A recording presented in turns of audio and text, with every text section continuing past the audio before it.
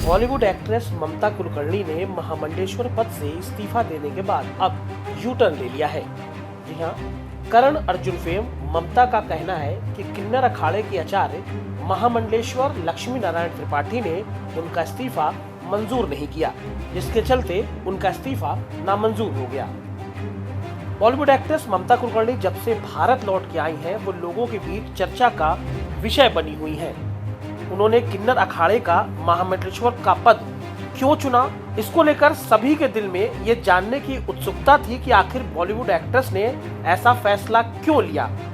तब उन्होंने सबके सामने आकर ये बताया कि वो पिछले 25 साल से साध्वी का ही जीवन व्यतीत कर रही हैं। दरअसल ममता कुलकर्णी के महामंडलेश्वर बनाए जाने पर योग गुरु बाबा रामदेव, बागेश्वर धाम के पीठाधीश्वर पंडित धीरेन्द्र कृष्ण शास्त्री, शंकराचार्य अभिमुक्तेश्वरानंद सरस्वती ने विरोध जताया था। ममता कुलकर्णी पर अंडरवर्ल्ड से संबंध होने का आरोप है। वो इससे बरी हुई है या नहीं, मैं नहीं जानता, लेकिन उनका महामंडलेश्वर बनना अनुचित है। किन्नर अखाड़ा फर्जी विश्वविद्यालय है और अवैध डिग्रियां बांट रहा है। लक्ष्मी नारायण त्रिपाठी को संन्यास देने का अधिकार नहीं है, इससे हमारी भावनाएं आहत है। किन्नर अखाड़ा के खिलाफ धार्मिक भावना आहत करने का केस होना चाहिए। अगर आगे उन्हें किसी धार्मिक आयोजन में बुलाया गया तो हम इसमें शामिल नहीं होंगे। प्रथम किन्नर कथावाचक जगत गुरु हिमांगी सखी ने ममता कुलकर्णी के महामंडलेश्वर बनाने पर कड़ी निंदा की थी और उन्होंने अखाड़े का नाम बदलने तक की बात कह दी थी।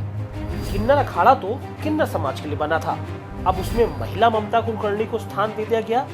अगर आपको किन्नरों के अलावा महिलाओं को महामंडलेश्वर ही बनाना है तो किन्नर अखाड़ा का नाम बदलकर दूसरा कुछ रख देना चाहिए।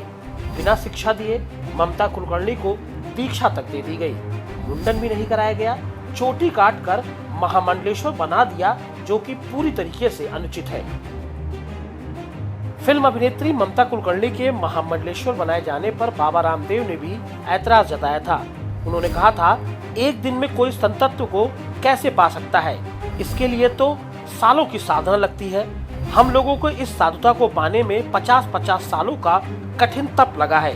साधु होना बड़ी बात है, महामंडलेश्वर होना तो उससे भी बहुत बड़ा तत्व है। अगर किसी की भी मुंडी पकड़कर महामंडलेश्वर बना दिया जाए तो ऐसा बिल्कुल भी उचित नहीं है। वहीं ममता के महामंडलेश्वर बनने पर धीरेन्द्र शास्त्री ने कहा था, किसी को प्रभाव में आकर साधु या महामंडलेश्वर कहना बिल्कुल भी सही नहीं है, जब तक उसके अंदर यह साधुत्व समतत्व प्रकट न हो जाए।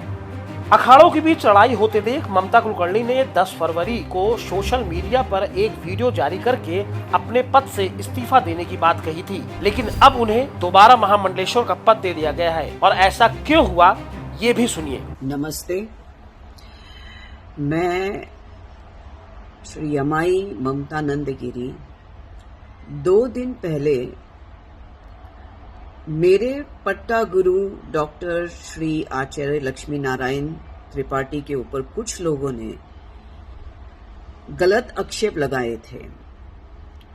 उस भावना में आकर मैंने अपने पद से इस्तीफा दिया, लेकिन उन्होंने वो इस्तीफा नामंजूर कर दिया।